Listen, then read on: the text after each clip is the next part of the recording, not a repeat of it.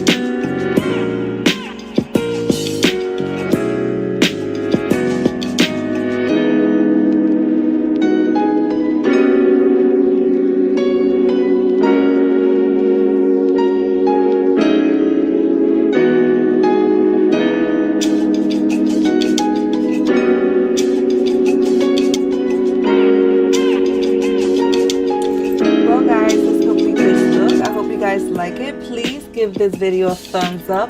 Don't forget to subscribe to my channel, and also share this video with your mama, with your daddy, with your cousin, with your whole family. Let them know what your girl's doing over here on this channel, because we lit. We lit. Yes, girl. Till next time. I love you all. Mwah, mwah, mwah.